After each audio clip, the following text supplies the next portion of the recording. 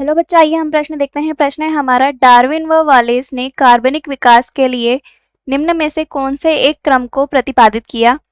इसके लिए हमें 4 विकल्प दिए गए हैं। सबसे पहले हम देखते हैं हमारी मुख्य अवधारणा, जिसमें हम विकल्प से देखेंगे उत्तर क्यों। सबसे पहले हम देखते हैं कि जो डार्विन और वॉलेस थे, डार्विन व वॉलेस, इन्होंने कार्बनिक विकास से संबंधित कुछ कथन दिए थे, जिनको हम देख लेते हैं। और उन्होंने क्रमानुसार दिया था। सबसे पहला कथन उन्होंने दिया था, सबसे पहले उन्होंने बताया कि जो जीव होते हैं वह अपनी जाति का अस्तित्व बनाए रखने के लिए क्या करते हैं, अधिक संख्या में प्रजनन करते हैं या अधिक उत्पादन करते हैं।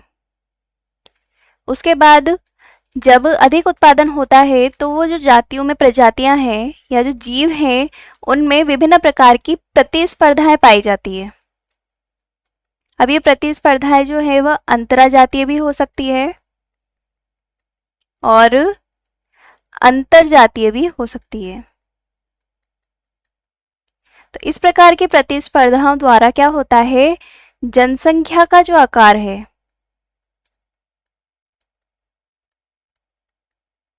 उसका स्थायित्व बनाया जाता है या उसका स्थायित्व बनाया रखा जाता है। इसके बाद जिन जातियों का प्रतिस्पर्धा हुई है या जो जातियां बची है, उनमें विभिन्नताएं होती है।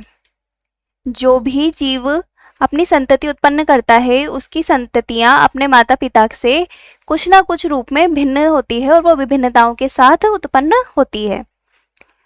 फिर उन्होंने कथन दिया था या उन्होंने बताया था कि जो विभिन्नताएं हैं ये प्रकृति द्वारा चयनित की जाती है। तो जिस विभिन्नता को प्रकृति चयनित करती है उसे प्राकृतिक चुनाव में रखा जाता है या उसे प्राकृतिक चुनाव कहा जाता है। तो अब हम देखते हैं, हमें यहाँ पर विकल्प दिए गए हैं, जिसमें पहला है अति उत्पादन, विभिन्नताएं, जनसंख्या के आकार का स्थायित्व और प्राकृतिक चुनाव, यह गलत है। दूसरा है विभिन्नताएं, जनसंख्या के आकार का स्थायित्व, अति उत्पादन और प्राकृतिक चुनाव, यह भी गलत है। तीसरा है अति उत्पादन, सबसे पहले अति उत्पादन, फिर उसके बाद जनसंख्या के आकार का स्थायित्व, फिर विभिन्नताएं और फिर प्राकृतिक चुनाव, तो यह सही है। चौथा विकल्प विभिन्नताएं, प्राकृतिक चुनाव, फिर अति उत्पादन और जनसंख्या के आकार का स्थायित्व, तो यह गलत है। तो हमारा जो उत्तर होगा वो होगा विकल्प सी।